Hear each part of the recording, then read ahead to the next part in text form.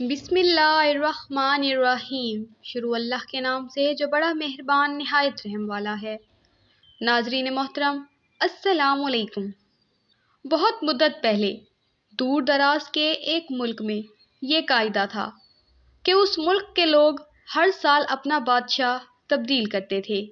جو بھی بادشاہ بنتا وہ ایک عہد نامے پر دستخط کرتا کہ اس کی حکومت کا 1 سال مکمل ہونے کے بعد وہ اس عہدے سے دستبردار ہو جائے گا اور اس ایک دور دراز جزیرے پر چھوڑ دیا جائے گا جہاں سے وہ کبھی واپس نہیں آ سکے گا۔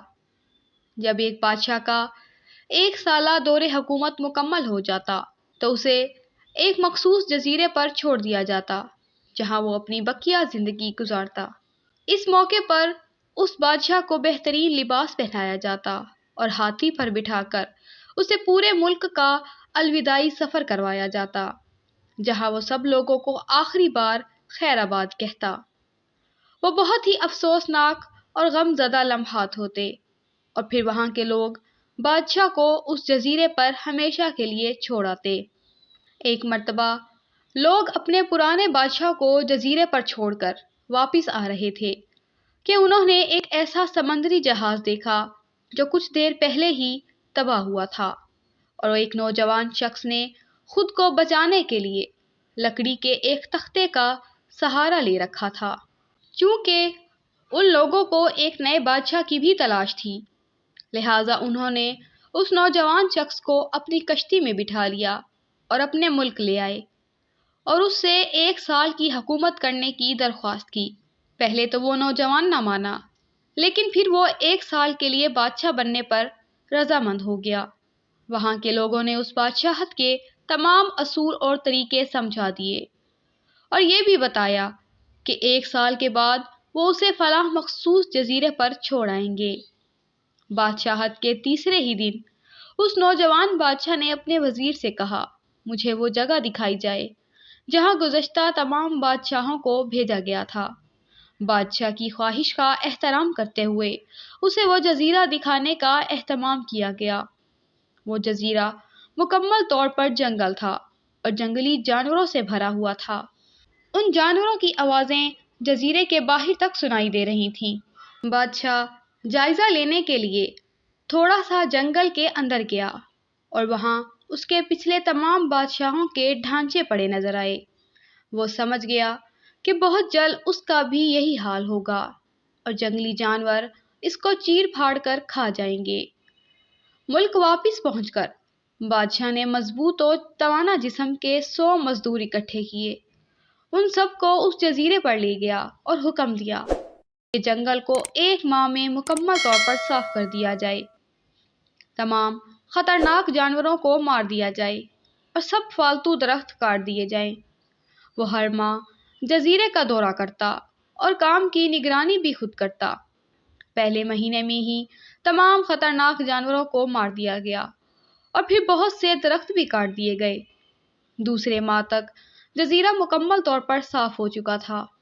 اب بادشاہ نے مزدوروں کو حکم دیا کہ جزیرے پر مختلف مقامات پر خوبصورت باغات تعمیر کیے جائیں۔ وہ اپنے ساتھ مختلف پالتو جانور مثلاً مرغیاں، گائے، بھینسیں، بطخیں اور بھیڑیں وغیرہ بھی جزیرے میں منتقل کرتا رہا۔ تیسرے مہینے میں بادشاہ نے اپنے مزدوروں کو حکم دیا کہ ایک شاندار گھر تعمیر کریں اور اس جزیرے پر ایک بڑی سی بندرگاہ بھی بنائیں۔ گزرتے مہینوں کے ساتھ ساتھ وہ جزیرہ ایک خوبصورت شہر میں بدلتا جا رہا تھا۔ نوجوان بادشاہ بہت سادہ لباس زیب تن کرتا اور اپنی ذات پر بھی بہت کم خرچ کرتا۔ اپنی بادشاہت کی زیادہ تر کمائی وہ جزیرے کو بنانے میں لگاتا رہا۔ 10 ماہ گزر جانے کے بعد بادشاہ نے اپنے وزیر سے کہا، میں جانتا ہوں کہ 2 مہینے بعد مجھے جزیرے میں چھوڑ دیا جائے گا، لیکن میں ابھی سے وہاں جانا چاہتا ہوں۔ وزیر اور دوسرے وزراء اس بات پر متفق نہیں ہوئے اور بادشاہ سے کہا، آپ کو 2 ماہ مزید صبر کرنا ہوگا تاکہ سال مکمل ہو جائے۔ سال پورا ہو جانے کے بعد ہی آپ کو اس جزیرے پر چھوڑا جائے گا۔ بالآخر 2 ماہ مکمل ہو گئے اور بادشاہت کا 1 سال ختم ہو گیا۔ हस्बे रवायत वहां के लोगों ने अपने बादशाह को शानदार लिबास पहनाया और हाथी पर बिठाया ताकि वो अपनी रियाया को खैराबाद कह सके। खिलाफे तवक्को ये बादशाह अपनी अलविदाई तकरीब पर बहुत ही खुश था। लोगों ने उससे पूछा, इस मौके पर तमाम गुज़श्ता बादशाह तो रो रहे थे, लेकिन आप हंस रहे हैं। आपके इस कदर खुश होने की वजह क्या है? उस नौजवान बादशाह ने जवाब दिया, तुम लोगों ने दानाओं का वो कौल नहीं सुना। जब तुम एक छोटे बच्चे की सूरत में इस दुनिया में आते हो तो तुम रो रहे होते हो और बाकी सब लोग हंस रहे होते हैं। ऐसी जिंदगी जियो कि जब तुम मरो तो तुम हंस रहे हो और बाकी दुनिया रो रही हो। मैंने ऐसी ही जिंदगी गुजारी है। जिस वक्त तमाम बादशाह महल की रंगीनियों में खोए हुए होते थे तो मैं उस वक्त अपने मुस्तकबिल के बारे में सोचता था और उसके लिए लाहिया अमल तैयार करता था। मैंने अब इस जजीरे एक ऐसी खूबसूरत कयामगाह में तब्दील कर दिया है जहाँ अब मैं अपनी बाकी जिंदगी निहायत चैन और आराम व सुकून से गुजार सकूंगा।